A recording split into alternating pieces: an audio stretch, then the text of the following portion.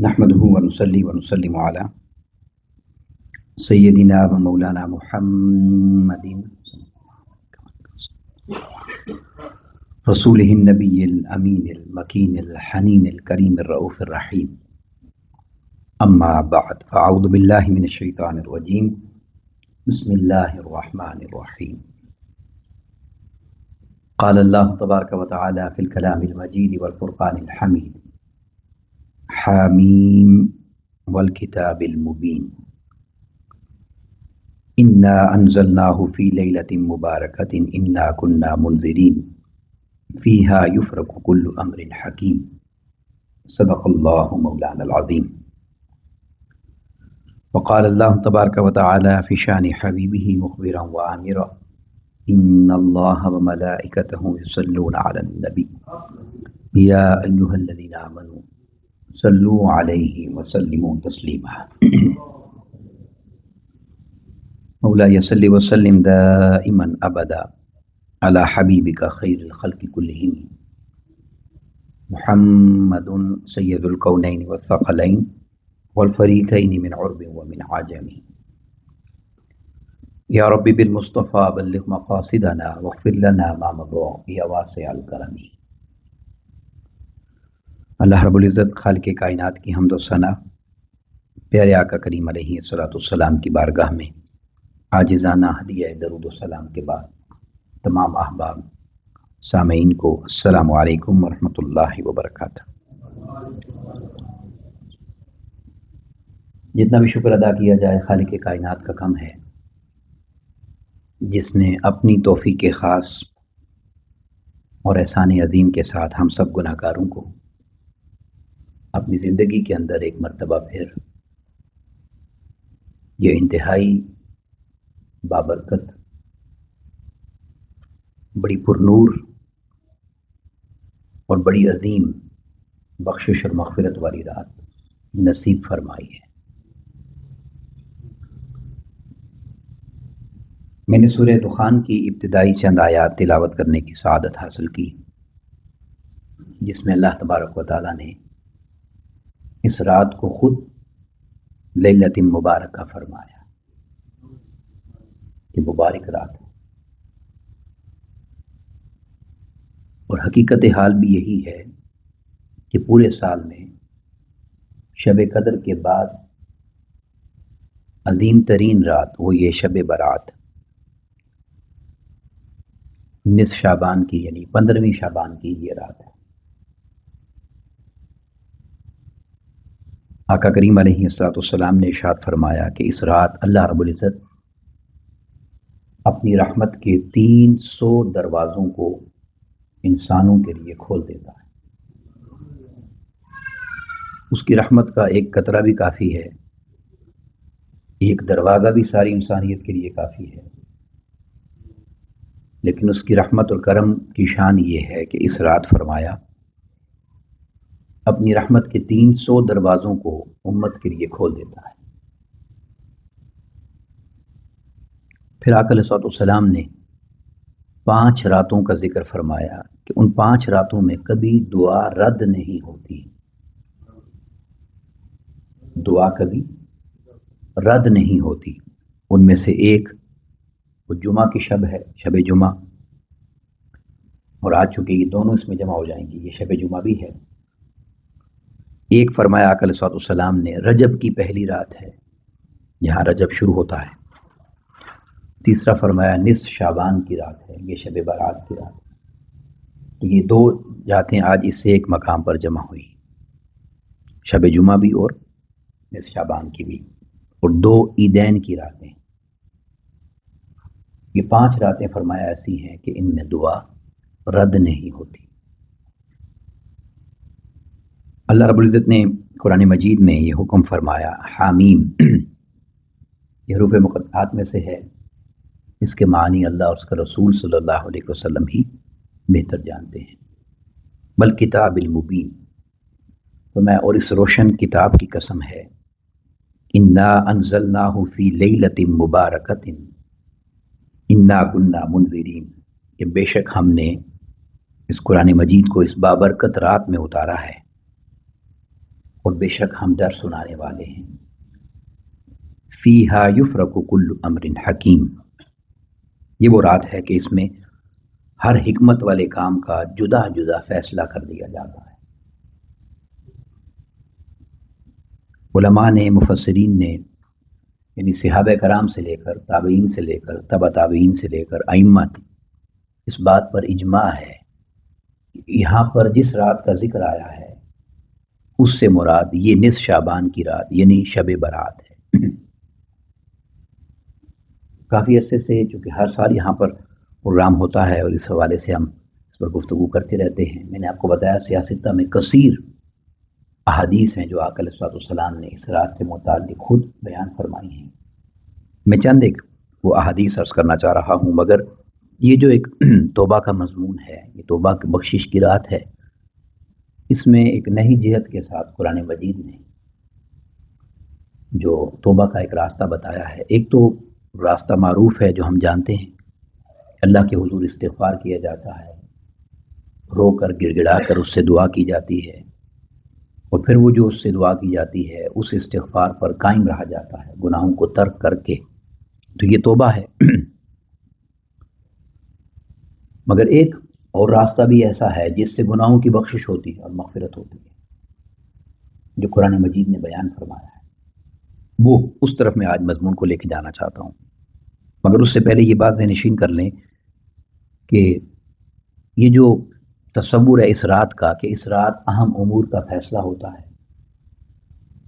اس میں کنفیوژن سی پیدا ہو جاتی ہے کہ کیا اللہ رب العزت اس رات اگلے سال کی تقدیر لکھتا ہے؟ تو اس تصور کو بڑی آسانی سے سمجھ لیں کہ جو کچھ بھی قیامت تک ہونا ہے، قیامت کے بعد بھی جو کچھ ہونا ہے، وہ اللہ رب العزت کے علم میں ہے. اور یہ جو بیان کیا جاتا ہے نا کہ لوح محفوظ میں ہے، تو لوح محفوظ سے مراد بھی اس کا علم ہی ہے. لوح محفوظ سے مراد اس کا علم، چونکہ وہ محفوظ ہے، اس کا ذاتی علم ہے. اس رات یہ ہوتا ہے کہ موت اور حیات کے فیصلے جو ہیں تو ملک الموت کو اگلے سال کی فہرست دے دی جاتی ہے. اس لیے آقا علیہ السلام نے اس دن کے روزے کے حوالے سے یہ فرمایا، کیونکہ اس رات موت کا فیصلہ منتقل ہوتا ہے فرشتوں تک. تو اگر یہ سال میری موت کا ہے تو روزہ اس لیے رکھ رہا ہوں کہ جب میری موت کا فیصلہ فرشتے کے سپرد کیا جا رہا ہو تو میں روزے کی حالت میں ہوں. آپ سمجھیں بات؟ یہ اللہ رب العزت، اور پھر اگر وہ چاہے تو جو اس نے لکھا ہے وہ مٹاتا بھی ہے، وہ کسی کا پابند نہیں ہے. مگر وہ جو اس کی علم میں ہے اسے لوح محفوظ کہا جاتا ہے. اور امور جو اختیار دے دیا جاتا ہے، سال بھر کی ڈیوٹی لگا دی جاتی ہے، امور حکمت کے ساتھ عطا کر دیے جاتے ہیں فرشتوں کو، اس کے لیے یہ رات ہے. اب اس میں جو احادیث ہیں اس میں سے چند ایک میں عرض کر کے پھر اس توبہ کی مضمون کی طرف آپ کی توجہ دلانا چاہتا ہوں کہ یہ رات بڑی بخشش والی ہے، انتہائی مغفرت والی ہے. جیسا کہ میں نے آپ کو کہا نا کہ 300 رحمت کے دروازے کھول دیتا ہے رب کرنا. مگر کچھ لوگ ایسے بھی ہیں جن کی بخشش اس رات میں بھی نہیں ہوتی.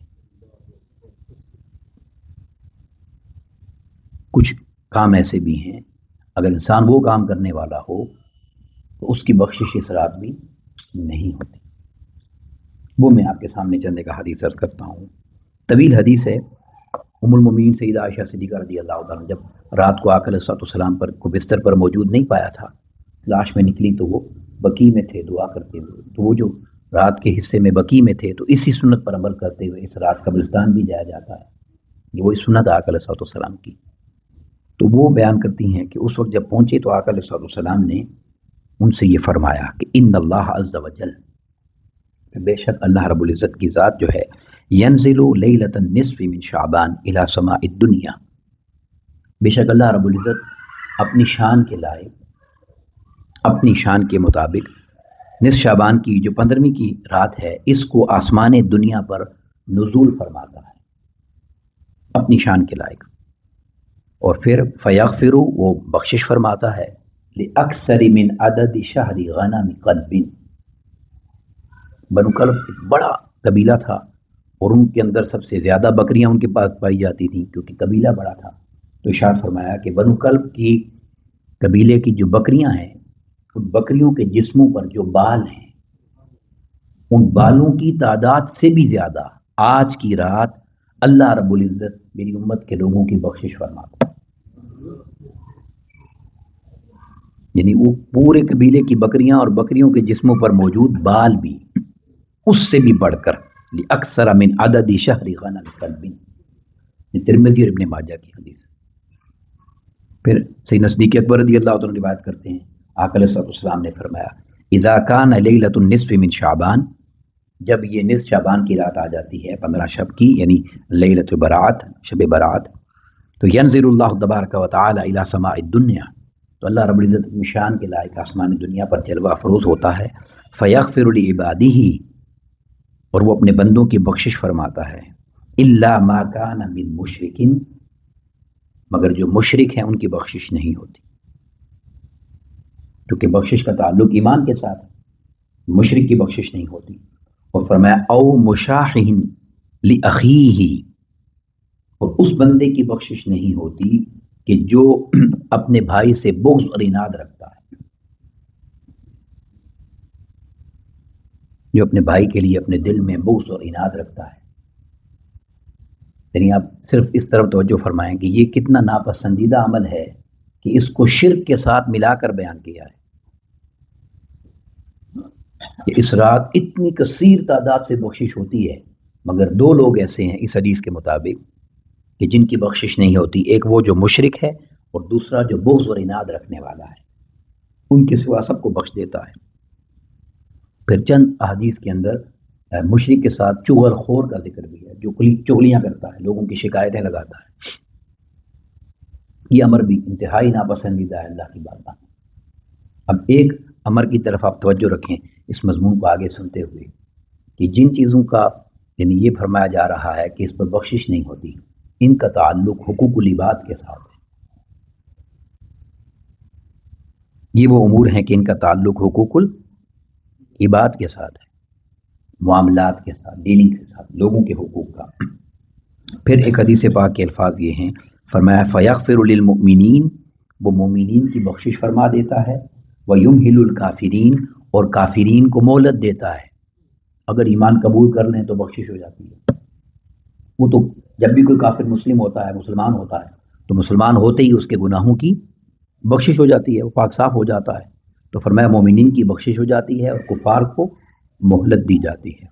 اور پھر ارشاد فرمایا وَيَدَعُ أَهْلَ الْحِقْدِ، اور حسد کرنے والوں کو چھوڑ دیتا ہے، ان کی بخشش نہیں فرماتا، جو حسد کرتے ہیں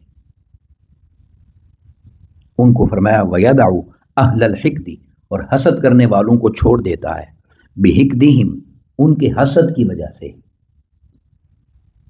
اب یہ بھی حقوق العباد سے تعلق ہے۔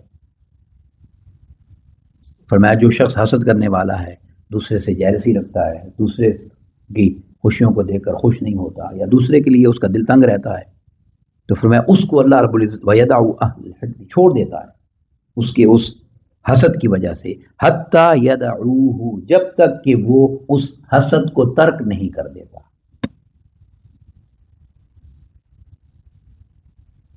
یعنی جب تک یہ حسد کی بیماری اس کے اندر قائم رہتی ہے، اس وقت تک وہ اللہ رب العزت کی بارگاہ سے اس کی رحمت کے حصول کے لائق نہیں بنتا۔ اور یہ بھی آپ نے دیکھا کہ اس کا تعلق بھی حقوق عباد کے ساتھ، بندوں کے حقوق کے ساتھ ہے۔ اور اہل حسد کو اس وقت تک اللہ رب العزت اپنی بارگاہ سے بخشش عطا نہیں کرتا جب تک وہ اپنے حسد کو ترک نہیں کرتے، جب تک وہ اس سے باہر نہیں نکل آتے۔ اور پھر آپ جانتے ہیں کہ یہ حسد ایک ایسی بیماری ہے کہ یعنی مثال بڑی اہم ہے، اگر انسان اس کو اچھی طرح سمجھ لے کہ یہ حسد ایک ایسی چیز ہے کہ جتنا اچھا مقام ہو نا کسی کے پاس روحانیت کا، دین کا، ایمان کا، تو اگر وہ حسد میں پڑ جائے اور حسد کرنے لگ جائے تو جتنے بلند مقام پہ ہوتا ہے اونچائی کے، اتنی ہی گہرائی میں گرا دیا جاتا ہے۔ یعنی جتنا اونچا اچھا مقام ہے اتنا ہی ذلیل و رسوا کر دیا جاتا ہے۔ اور اس کی مثال شیطان کی موجود ہے کہ وہ ایسا عبادت گزار تھا کہ اس کی عبادت کی وجہ سے زمین سے اٹھا کر اسے آسمانوں میں جگہ دی، آسمانوں میں جگہ دی، اور آسمانوں میں بلندی طے کرتے کرتے کرتے ایک وقت آیا کہ فرشتوں کا استاد ہوا، اس مقام تک جا پہنچا، اور ایک جملہ حسد کا جسے قرآن مجید نے بیان کیا، انا خیر من، میں اس سے بہتر ہوں، قیامت تک کے لیے لعنت کا توق اس کی گردن میں ڈال دیا، یعنی جتنا بلند ہوا تھا اتنا ہی ذلیل کر دیا، ایک جملہ صرف۔ اور آقا علیہ السلام نے اس کی وضاحت ایک جملے میں فرمائی ہے، میں آپ مضمون کو سمجھنے کے لیے عرض کر دیتا ہوں۔ آقا علیہ السلام نے فرمایا کسی انسان کے حقیر ہونے کے لیے اور برے ہونے کے لیے اتنا ہی کافی ہے کہ اپنے مسلمان بھائی کو حقیر سمجھے، یعنی انسان خود کو اچھا سمجھے، خود نمائی کرے، عجب میں رہے، دوسروں کو کمتر جانے، فرمایا کسی بندے کے خراب ہونے کے لیے اتنا ہی کافی ہے، باقی امور تو بہت دور کے ہیں۔ یہ وجہ ہے کہ اللہ والے جو ہیں وہ گناہگار سے گناہگار شخص سے بھی پیار کیا کرتے تھے،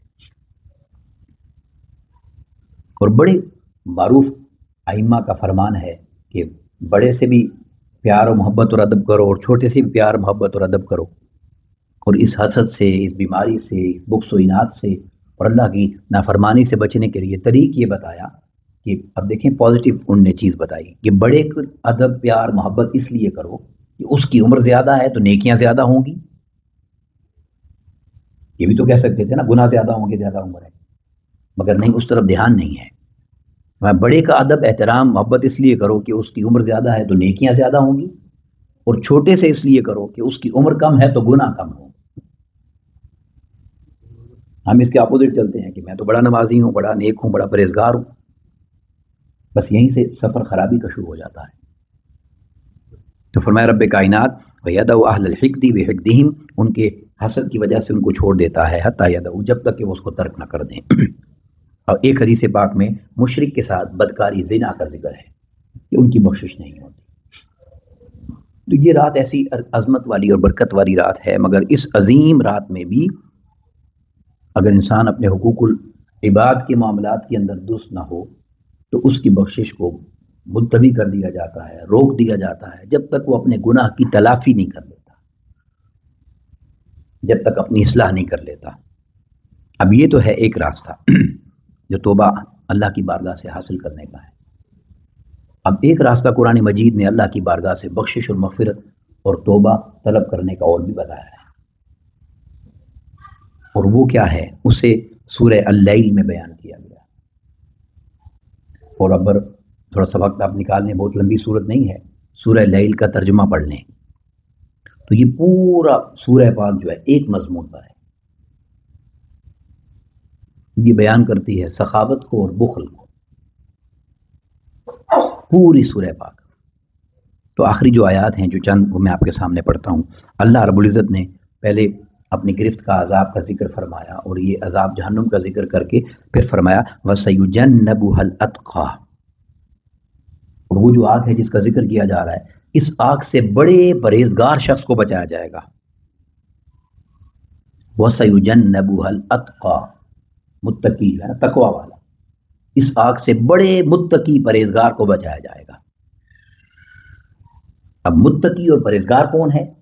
قرآن مجید کا اگر ہم خلاصہ لے لیں تو ہر وہ شخص متقی ہے جو ہر نیک کام کرے، ہر برے کام سے بچے، اس میں کوئی شک نہیں ہے۔ مگر یہاں اللہ رب العزت نے تقوی کی ایک نئی جہت عطا کی، ایک نیا راستہ تقوی کا دکھایا ہے، اور یہ میری آپ کی بات نہیں ہے، یہ قرآن مجید ہے، سورہ لیل میں آپ کو بتا رہا ہوں۔ اور میں وَسَيُجَنَّبُهَا الْأَتْقَى، اس آگ سے اللہ بڑے متقی شخص کو بچا لے گا، جو بڑا متقی ہوگا، اور وہ کون ہوگا؟ فرمایا الَّذِي يُؤْتِي مَالَهُ يَتَزَكَّى، جو اس طرح اللہ کی راہ میں مال خرچ کرتا ہوگا کہ مال خرچ کرتے کرتے کرتے کرتے کرتے اللہ کی بارگاہ سے اسے پاکی نصیب ہو جائے گی۔ یتزکا، تزکیہ، پاکی، وہ جتنا مال خرچ کرتا جائے گا اللہ اس کو اتنا پاک کرتا چلا جائے گا۔ اب زکوٰۃ اسی سے ہے نا، تزکیہ سے، جسے آپ کہتے ہیں نا کہ زکوٰۃ کیا کرتی ہے؟ باقی مال کو بولے اونچا، پاک کرتی ہے نا۔ تو جب اللہ کی راہ میں انسان مال خرچ کرتا ہے، اس کے بدلے میں اللہ اسے گناہوں سے پاک کرتا ہے، اور اس کو تقویٰ کہا قرآن مجید میں۔ تقویٰ یہی ہے نا کہ انسان پاک ہو جائے، گناہوں سے خالی ہو جائے، صاف ہو جائے۔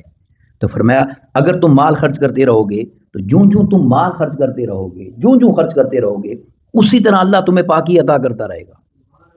اور ایک وقت ایسا آئے گا کہ مال خرچ کرنے کی یہ عادت، یہ خصلت، یہ تمہیں اس آگ سے بچاؤ کی خوشخبری عطا کر دے گی۔ اور پھر فرمایا وَمَا لِأَحَدٍ عِندَهُ مِن نِعْمَةٍ تُجْزَىٰ، اور یہ خرچ کرنا کسی پر احسان کرنے کے لیے نہیں ہے، ورنہ پھر وہی ہوگا جو جس نیت سے کیا۔ کس لیے کیا؟ إِلَّا ابْتِغَاءَ وَجْهِ رَبِّهِ الْأَعْلَىٰ، اس لیے خرچ کیا کہ مجھے صرف اللہ کی محبت چاہیے، اس کا راضی ہو جانا چاہیے، وہ مجھ سے خوش ہو جائے، یہ چاہیے۔ اور فرمایا جو اس طرح خرچ کرتے ہیں ان کے لیے فرمایا وَلَسَوْفَ يَرْضَىٰ، جو ساری زندگی مال اس طرح خرچ کرے نا کہ اللہ راضی ہو جائے، اللہ اس سے خوش ہو جائے، تو فرمایا ان قریب ہوگا یہ کہ اللہ کی عطا سے وہ راضی ہو جائے گا اور اس کی وفا سے اللہ راضی ہو جائے گا، دونوں کی رضا کی بات ہے۔ یعنی اللہ اس کو اتنا عطا کرے گا کہ یہ راضی ہو جائے گا آخرت میں، اور یہ جو اس نے وفا کی ہے دین کے ساتھ، اللہ کی مخلوق کے ساتھ، بندوں کے ساتھ خرچ کیا ہے، اس پر اللہ رب العزت اس کو ایسی اپنی بارگاہ سے وفا اور محبت عطا کرے گا کہ وہ راضی ہو جائے گا۔ اب ان آیات پر مفسرین نے بیان کیا کہ یہ سیدنا صدیق اکبر رضی اللہ عنہ کی شان میں نازل ہوئی، جب انہوں نے سیدنا بلال حبشی رضی اللہ عنہ کو آزاد کروایا تھا مال خرچ کر کے۔ اور یہ بات بھی ذہن نشین کر لیں کہ صرف سیدنا بلال حبشی رضی اللہ تعالیٰ عنہ نہیں، ان کے علاوہ 6 اور غلام تھے، 6 اور غلام بھی ہیں جو کافروں کی گرفت میں تھے، ان پر سختی ہوتی تھی، تو سیدنا صدیق اکبر رضی اللہ عنہ نے ایک ایک کر کے سیدنا بلال حبشی سمیت 7 غلاموں کو کفار سے آزادی دلائی۔ اور یہ چونکہ لالچ کوئی نہیں تھا، غلام نے کیا دینا تھا، تو رب کائنات نے ان کی یہ خصلت بیان کر دی کہ وہ کسی پر احسان کرنے کے لیے نہیں کرتے، وہ تو میری رضا کے لیے خرچ کرتے ہیں۔ تو توبہ کا ایک راستہ یہ بھی ہے کہ انسان اپنی طبیعت سے بخل کو نکالے اور سخاوت کو لے کر آئے۔ اور میں ایک بات کہنا چاہتا ہوں، میں نے چند ایک حدیث اس پر آپ کے سامنے ابھی بیان کرنی ہے جلدی سے، مگر ایک جملہ میرا یاد رکھ لیں، سخاوت کیا ہوتی ہے؟ اس پر جتنا لمبا کوئی خطاب کرنا چاہے کر سکتا ہے، مگر میں ایک جملہ ایسا آپ کے سامنے رکھنا چاہتا ہوں جو یقیناً آپ کو سوچنے پر مجبور کر دے گا، یقیناً، کیونکہ یہ کمزوری ہے امت میں، بڑی کمزوری ہے امت میں۔ وہ کیا؟ سخاوت کا سب سے ادنا درجہ بتا دیتا ہوں، پھر آپ سمجھ جائیں گے اگر کوئی خرچ کرنے والا ہے تو وہ کتنا سخی ہے۔ سخاوت کا سب سے ادنا درجہ زکوٰۃ ادا کرنا ہے۔ اب آپ دیکھ لیں امت زکوٰۃ کتنی ادا کرتی ہے،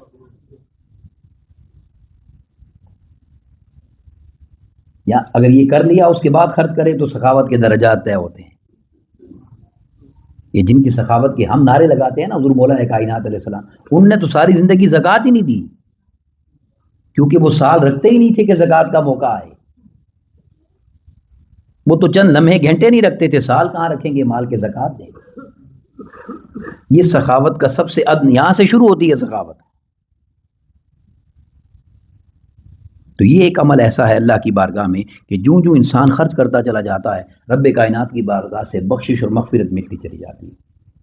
اب میں معروف حدیثیں میں جلدی سے پڑھتا جاتا ہوں۔ حضرت انس بن مالک رضی اللہ عنہ روایت کرتے ہیں، آپ نے ارشاد فرمایا، کہ اللہ صلی اللہ علیہ وسلم نے فرمایا ان الصدقۃ، یہ جو صدقہ ہے جسے تم اللہ کی راہ میں اس کی خوشنودی کے لیے خرچ کرتے ہو، فرمایا لتطفئ، یہ ایسا ہے کہ یہ لتطفئ غضب الرب، یہ اللہ رب العزت کے جو غضب ہے، ناراضگی ہے، اس کو دور کر دیتا ہے۔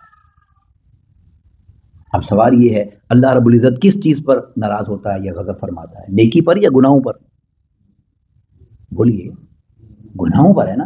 تو فرمایا یہ صدقہ ایسا ہے کہ وہ جو تمہارے گناہوں کی وجہ سے، تمہاری نافرمانیوں کی وجہ سے غضب اور نافرمانی تھی یا اللہ کی ناراضگی تھی، اس کو دور کر دیتا ہے۔ کیوں؟ کہ تم نے اس کی رضا کے لیے مال خرچ کیا ہے، یہ دور کرتا ہے۔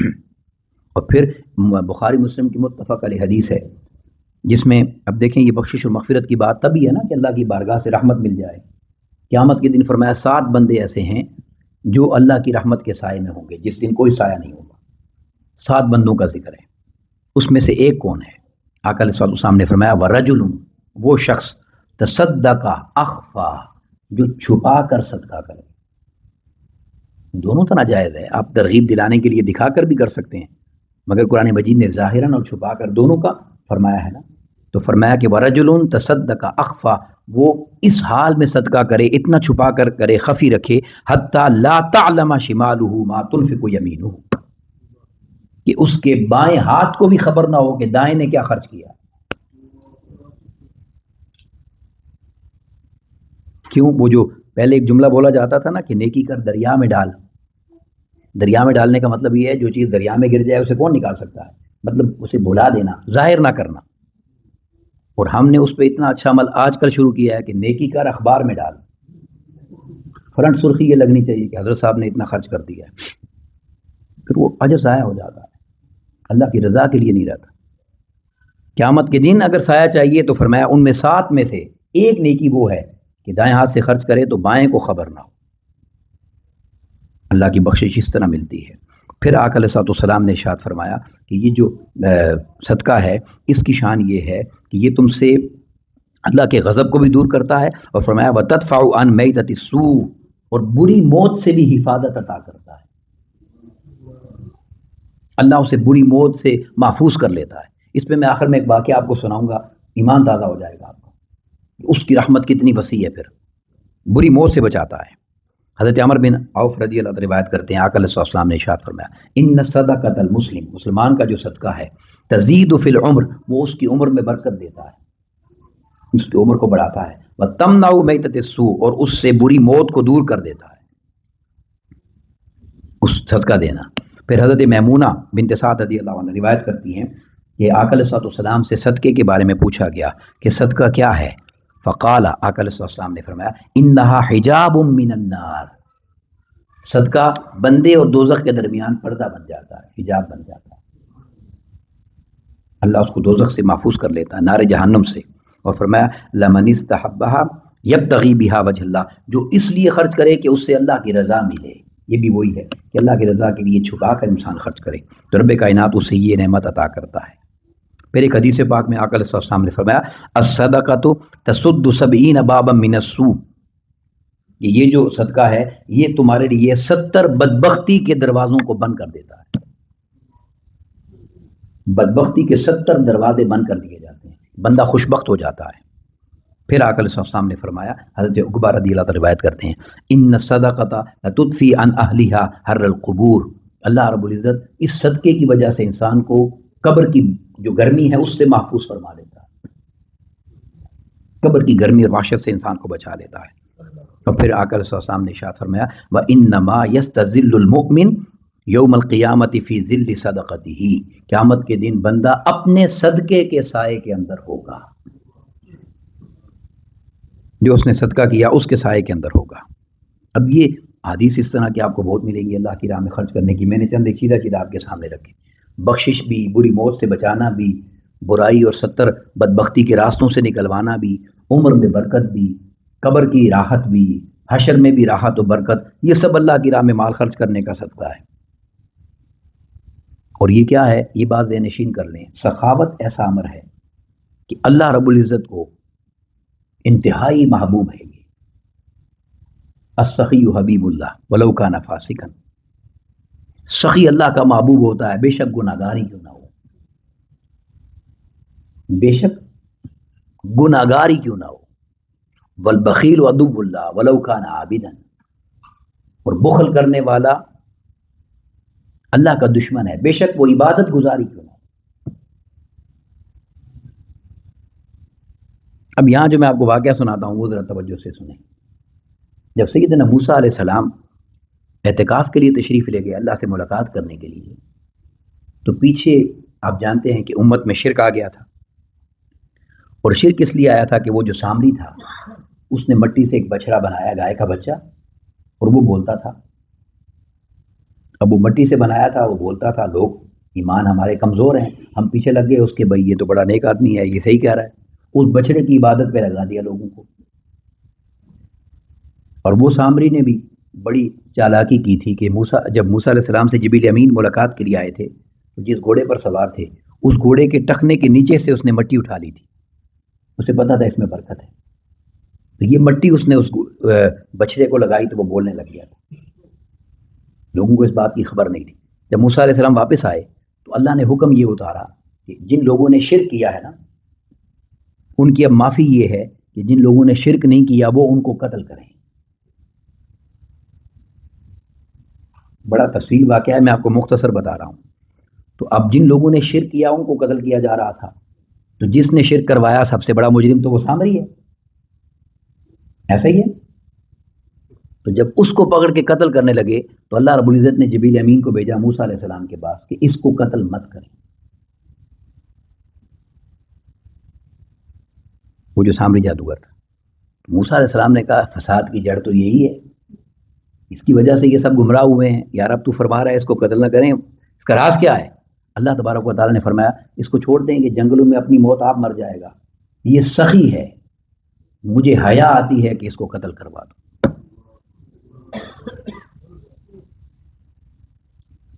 یہ عمل اللہ کو اتنا محبوب ہے کہ مسلمان ہو، اس پر ایمان رکھنے والا ہو، اس پر یقین رکھنے والا ہو، اور اس کو اگر یہ سخاوت کی شان نصیب ہو جائے تو اس کی تو شان ہی بڑی ہے نا. آپ سمجھیں یہ بات کہ نہیں؟ حاتم طائی آپ نے بڑا نام سنا، اس کی سخاوت کی دنیا کس سے پڑتی ہے؟ شب معراج جب آقا علیہ السلام واپس تشریف لائے تو آقا علیہ السلام نے صحابہ کرام کو بتایا کہ وہ چونکہ کافر مرا تھا تو وہ دوزخ میں ہے. حاتم طائی میں نے اس کو دیکھا، مگر اللہ نے آگ پر اس کو جلانا حرام کر دیا ہے کیونکہ وہ سخی تھا.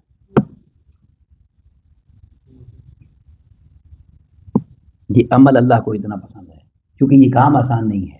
مال کی محبت زیادہ ہے نا انسان کے اندر، یہ خرچ وہی کرتا ہے جو اللہ کی محبت بڑھ جائے. تو یہ وہ عمل ہے کہ جس سے اللہ راضی بھی ہوتا ہے اور گناہوں کی بخشش بھی نصیب ہوتی ہے. تو یہ مہینہ تو ویسے ہی خرچ کرنے کا مہینہ ہے. اگلا مہینہ زکوٰۃ صدقہ و خیرات کا مہینہ ہے، خرچ کرنے کا مہینہ ہے.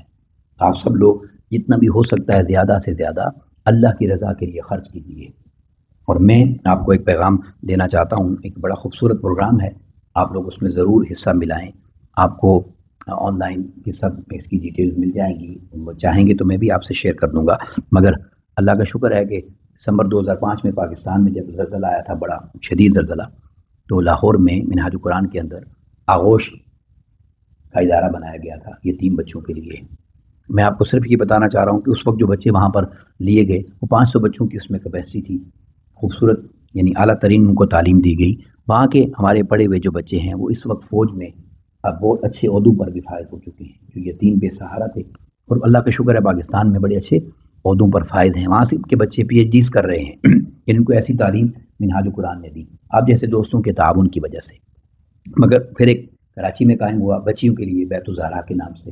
لیکن ابھی ایک نیا جگہ منہاج القرآن نے اللہ کے فضل سے لی ہے، جہاں پر پورا ہم ایجوکیشنل سٹی، اس پورے ایجوکیشن سٹی بنائی جا رہی ہے جہاں پر ہر شعبہ جات کی تعلیم ہوگی.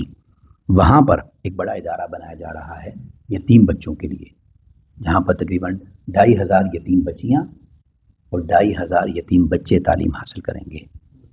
تو یہ استفا رمضان کا ہمارا جو پروجیکٹ ہے وہ اس کے لیے امداد جمع کرنا ہے کہ جلد انشاءاللہ اس سے مکمل کیا جائے. جگہ خرید لی گئی ہے، بس تعمیر کا کام اس پر شروع ہو چکا ہے. تو آپ سب سے گزارش ہے کہ اس میں بھی اور جہاں بھی آپ کا اپنا دل مطمئن ہو اور خوش ہوں، وہاں پر اللہ کی رضا کے لیے ضرور خرچ کریں. اللہ رب العزت ہمیں اپنی رضا کے لیے زیادہ سے زیادہ خرچ کرنے کی توفیق عطا کرے، اور جو ہم خرچ کریں اس کو ہم سب کی بخشش اور مغفرت کا ذریعہ بنائے، اور ہماری آخرت میں درجات کی بلندی کا سبب بنائے. وما علینا الا البلاغ المبین. السلام علیکم ورحمۃ اللہ وبرکاتہ.